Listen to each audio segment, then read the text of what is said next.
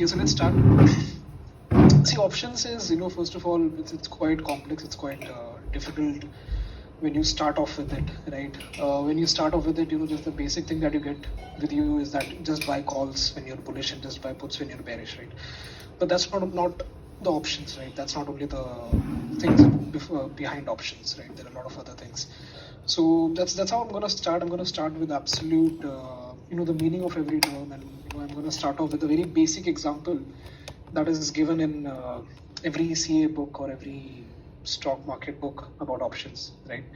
So, see, assume for example, right now you have two people in front of you. One is A and one is B. Okay. Now let's say A is a property investor, real estate investor, basically. Okay. So he invests into real estate, and what he does is he sells off after some profit. Okay. Now what the situation is that B has a property. Okay. This is a property investor, and B has a property which is of some interest to A. Okay. So A is basically interested in a property of B. Okay. Now the first question that comes in is why? Why is he interested in the property of B, right? So see, he can have different reasons and different interests that exactly why he has the interest, right? But let's say there's a possibility of an airport being built near the property of B. Okay, so a rumor has come out. Okay, see, again, it's a rumor.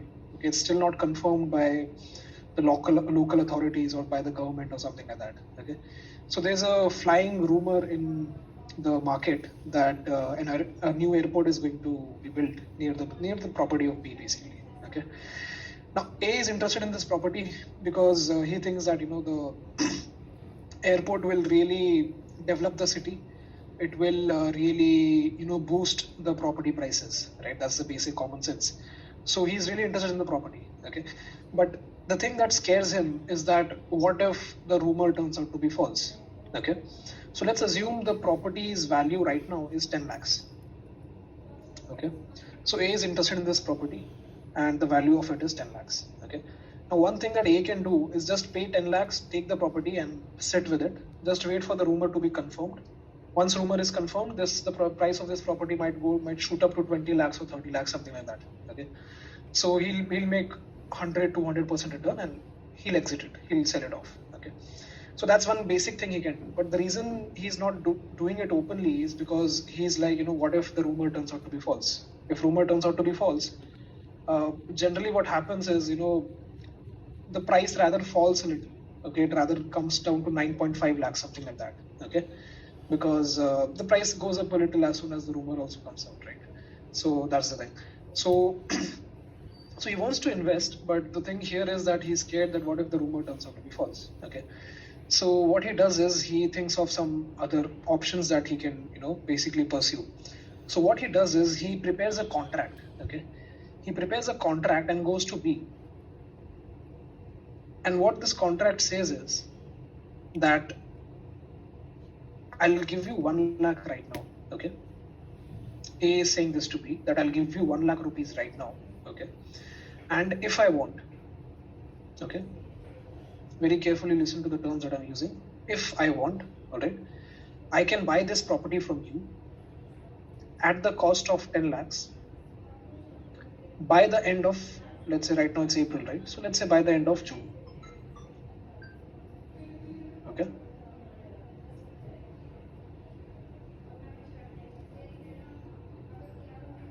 so A goes to B with a contract saying I'll give you 1 lakh rupees right now if you sign this contract, if you accept this contract. Okay, I'll give you 1 lakh rupees for it to sign this contract. And what the contract mentions is that if I want, I can buy this property from you at the cost of 10 lakh rupees by the end of June. Let's say by 31st or 30th June. Okay, now see, what can happen by the end of June is that first thing, rumor turns out to be true. Okay, so if rumor turns out to be true, what will happen is obviously the price of the property will go up. Let's say it goes up to 20 lakhs. Okay, simple.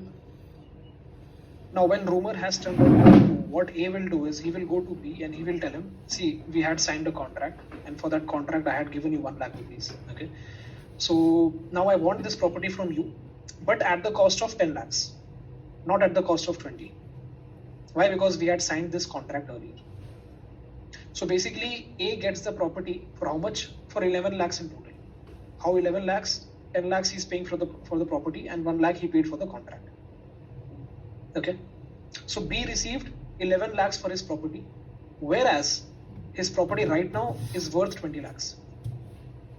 Okay. Second situation that can happen is that rumor turns out to be false.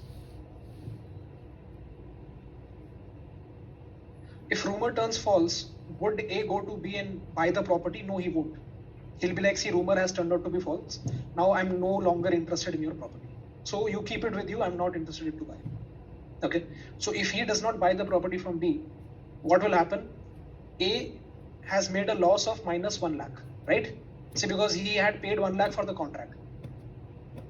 And whereas for the B, he got to keep his property as well. Plus he received 1 lakh. So without doing anything, by just signing the contract, he gained 1 lakh rupees. And see, third situation can be that by the end of June, the rumor has not either been confirmed nor it has been denied. Okay. So if either of the two things happen, again A won't buy the property, right? See, because he's skeptical. He does not want to get stuck with the property. So he'll go to B and say again, see that I don't want to buy the property from you. You can keep your property. And 1 lakh I had already paid you, so that's yours. So again the same thing. He lost 1 lakh and B got to keep the property. Plus he got to keep 1 lakh rupees. Okay. Is this example clear? बहुत basic सा example है. This is something that happens a lot in real estate business.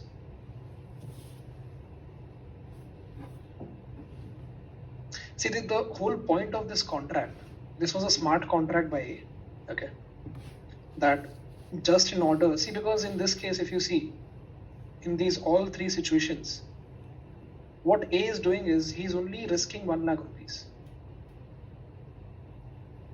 Right, see, these are the only three situations that can happen. So even if it goes the downside, even if it goes the worst, he will only lose 1 lakh rupees that he had paid for the contract. He will only exercise this statement, that is buying the property for 10 lakhs, only if the rumor turns out to be true. Then only it would make sense for him to buy the property. Otherwise he won't. And if he's not buying the property, he's losing the 1 lakh rupees. Okay. So the reason why A has prepared this contract is because what he sees is that, see, I'm losing only 1 lakh rupees. Okay. My risk is 1 lakh. And if I gain, right, if the first condition turns out to be true, he is gaining around 10 lakh rupees, right, approximately. So the risk reward ratio that he is getting is 1:10. If he loses, he'll lose 1 lakh. If he gains, he'll gain either 10 lakhs or more than that. Might be a little less as well, 7-8 lakhs, but still it's a good risk reward ratio according to him. So this is the contract that A goes to B with. Now the question that comes in is that why would B accept this offer, right? The reason B accepts this offer is because he has the opposite view. He thinks that this rumor is just a false alarm, it's just a false rumor, and it's not going to be, it's not going to be confirmed, or there's no airport going to be built near this area. So he thinks that, so both of them have opposite views. They have opposite analysis. So that's how they're getting into a contract. That's how they're getting into an agreement. He thinks that yes, there's a good chance airport can be built. B thinks no, there's no chance an airport can be built. Another thing that B sees is that, see, out of 3 situations, in 2 of the situations, B is making money. Correct? So B knows that there is a 66.66% chance that I'm going to make profit. So probability is in his side. That's another reason why he thinks this is a good agreement to sign. Because if rumor turns out to be false, or rumor does not get confirmed nor denied, he makes money. Okay.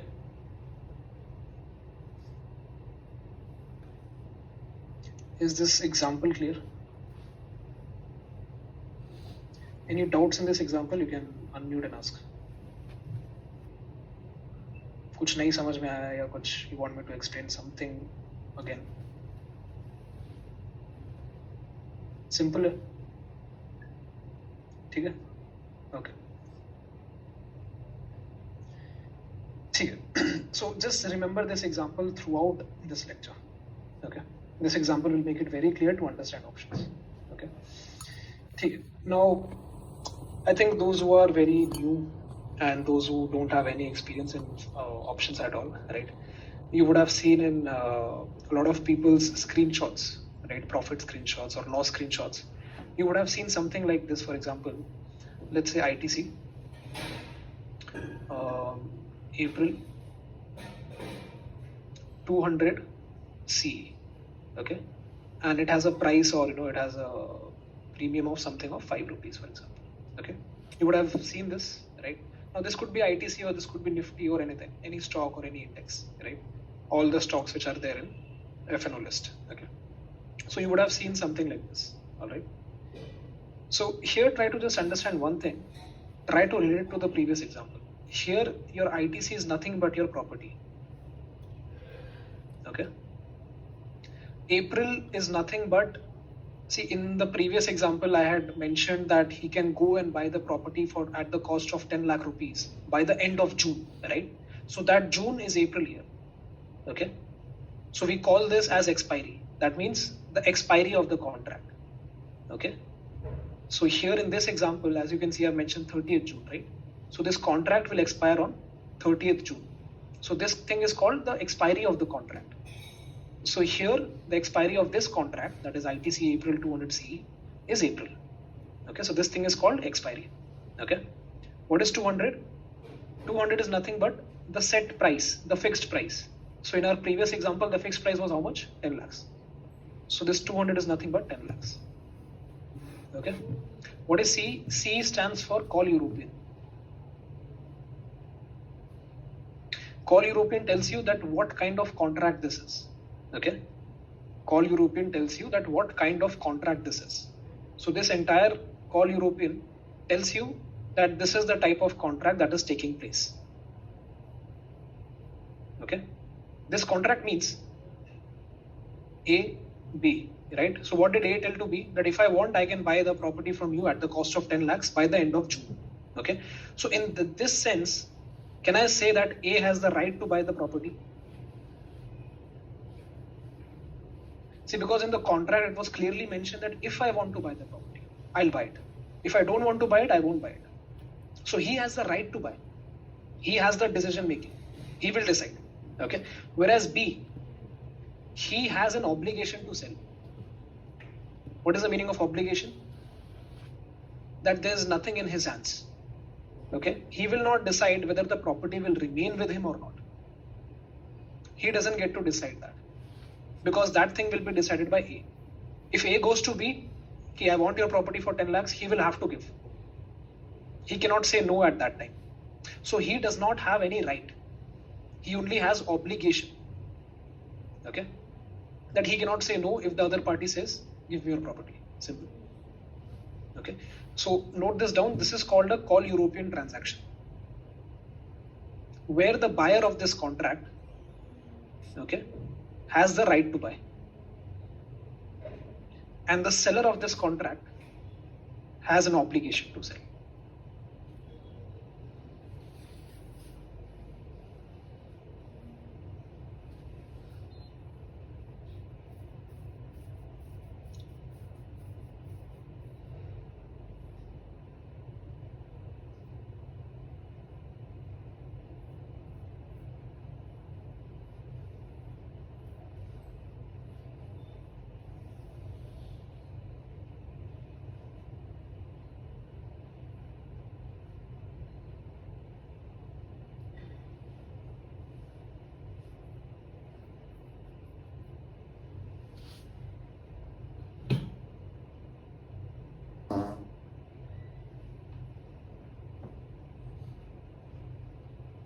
Okay.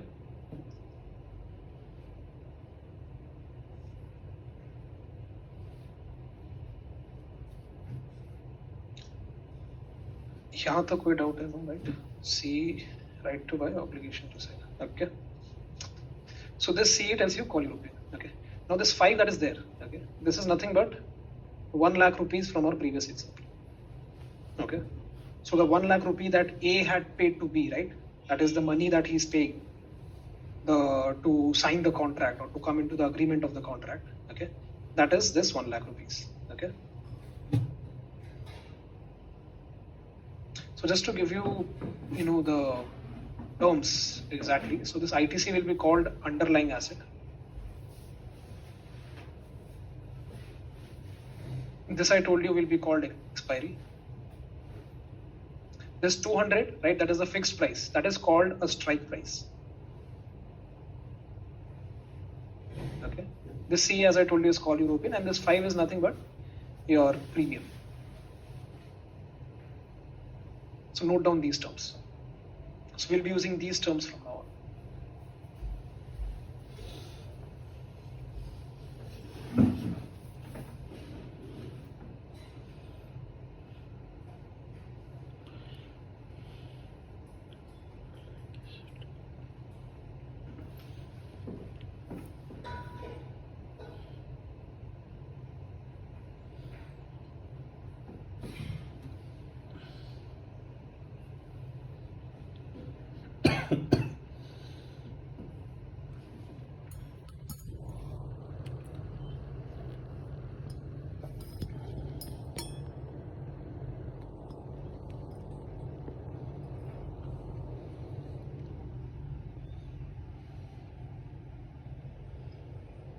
Okay.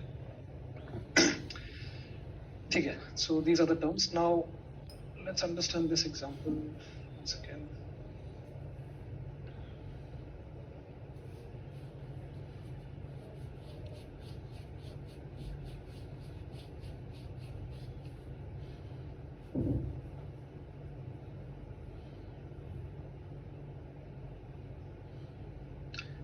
Okay.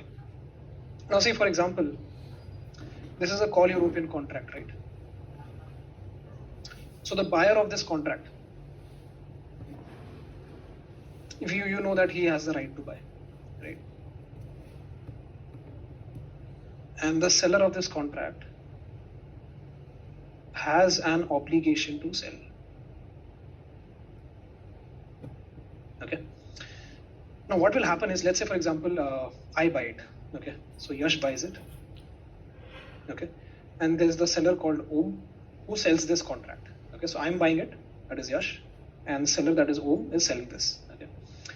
So what will happen is, see, the reason why I am buying this, why I am buying this contract, is because I think that possibly the results of ITC are going to be really good, or ITC is maybe going to start a new business, or maybe it's going to start a new brand of cigarettes, or something like that. Okay, which is really positive for ITC. Okay, so I think that the price of ITC is going to rise in the coming future. Okay, but again, I'm not so sure about it. See, because it's a news, right? News can turn out to be false. Okay, so I have this analysis with me that I think that something is going to be really positive for ITC in the upcoming future, and I want to take a bet on it. Okay, but I don't want to buy the shares of ITC directly. See, I can go in the market and I can buy the shares of ITC directly. I can do that, but I don't want to do that because I don't want to, increase my risk. I don't want to increase my risk appetite. I want to keep my risk small. Okay, so what I do is I take this contract, okay, and I buy this contract. So see, just one more thing is that in stocks and in the F&O market, right, there is something called a lot size. Okay, so different stocks, and see, every underlying asset has different lot size. For ITC, I think it is 30 to 100. For Nifty, it is 50. For Bank Nifty, it is 25. Okay, for Infosys, it is 300. So different stocks, different underlying assets have different lot size. So what is the meaning of lot size is that if I'm signing this contract, okay, I can only buy this ITC in 3200 multiples. That is 3200, 6400, 9600, and so on. Okay, 12,800, and so on. Okay, I cannot go and buy one share of ITC like this. if I'm signing this contract, I'm signing this contract for 3200 shares of ITC. I cannot sign this contract for 1 share of ITC. I cannot do that. Okay, so there's a predefined lot size for every stock and for every index. Okay, so I think for ITC it is 3200 if I'm not wrong. Okay, even if it is not, we'll assume it is 3200. Okay, so what will happen is that I think ITC is going to rise in the upcoming future, so I want to take a bet on it. Okay, so what I'll do, I'll buy this contract. Okay, and to buy this contract, I will have to pay some money, right? See, because A paid some money to B to sign this contract. So to buy this contract, even I'll have to pay some money. So how much money will I pay? Here you can see 5, right? I told you this 5 is equal to 1 lakh from our previous example. So this 5, as I told you, is called a premium. Okay. So how much money will I have to pay? I'll have to pay 5 into 3200 because this 5 is for 1 share. So 3200 into 5, which I think is 16,000 if I'm not wrong. Okay. So I'll have to pay 16,000 rupees to whom? To the seller, that is O. Okay. So I'll pay him how much? 16,000 rupees to get into this contract, to make him to sign this contract. I'll pay him how much? 16,000 rupees. Okay. Okay. Now what will happen is, again, 3 situations can happen. First situation, that my analysis gets correct. Okay. And ITC, comes up with a very good news, and because of that, the share price of ITC goes up. Okay, it goes up a lot. Let's say when I was signing this contract, at that time, the spot price. Okay, see, what is the spot price? Spot price is the current market price of a stock. Okay, what is spot price? Spot price is the current market price of the stock, CMP basically, or you can say LTP as well, last traded price. Okay. Spot price is equal to LTP or CMP of the stock or of the underlying asset. Okay. So let's say when I was signing this contract, the spot price of ITC was 201. Okay. Now when the news came out and everything, went ahead, by the end of April, okay, what has happened? The share price of ITC has gone from 201 to, let's say, 250. Okay. So the share price of ITC has gone from 201 to 250. Okay. So this is per share, right? 201 per share, 250 per share. Okay. So now what will I do? I will go to Om. Okay. I will go to Om and I will tell him, see, I had signed this contract with you. This one, Call European contract, where we had agreed, since I am the buyer of this contract, I have the right to buy ITC from you at the price of 200. Correct? Since I am the buyer of this contract, I have the right to buy ITC from you at the price of 200. So please give me ITC shares at the price of 200. How many shares? 3200. Okay. So what will happen? I will get the ITC shares at the price of 200. Okay. And what is the current market price of ITC? It is 250. So what will I do? Om will give me 3200 shares of ITC at the price of 200. I will go to the market and sell them for 250. So what is my profit? My profit is 50 rupees per share. Correct?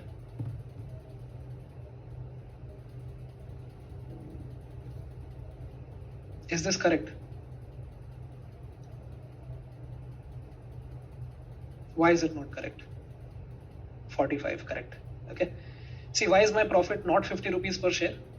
See, because I had paid 5 rupees per share, right? As a premium. So that has also, वो भी मेरी जेब से गया ना?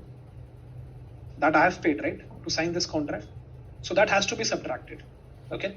So my profit is not 50 rupees per share, but my profit is 45 rupees per share. Because ये 16,000 मैंने उसको पे किया था ना. 16,000 कैसे हुआ था? 3200 shares at the price of 5. So I have paid him already 16,000. So that is 5 rupees per share. So my profit is 45 rupees per share not 50 rupees per share. Okay. What about the seller, Om? His ITC shares were worth 250 rupees, but he sold it to me for 200. Okay, the value of his ITC shares were 250, but he sold me for 200. So he made a loss of minus 50. But he had received 5 rupees per share from me initially to sign the contract. So minus 50 plus 5 is equal to minus 45. Okay. See, always remember one thing about futures and options. Futures and options is a zero-sum game. Okay. Futures and options is a zero-sum game. What does that mean? This means that someone's profit is equal to someone's loss. Okay. This is not equity, where we can together invest, let the company do well, and we can together, all of us make profit. That is not FNO. Okay. So if you have made profit in FNO, then somewhere, either an individual or a group of people have realized that same loss that you have made as a profit. Okay. So FNO is a zero-sum game. Someone's profit is equal to someone's loss. All right. So always remember, if I'm making 45 rupees per share, then the opposite party is losing 45 rupees per share. Okay.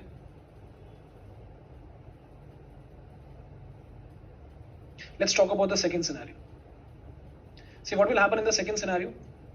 Second scenario, let's say ki, the rumor turned out to be false.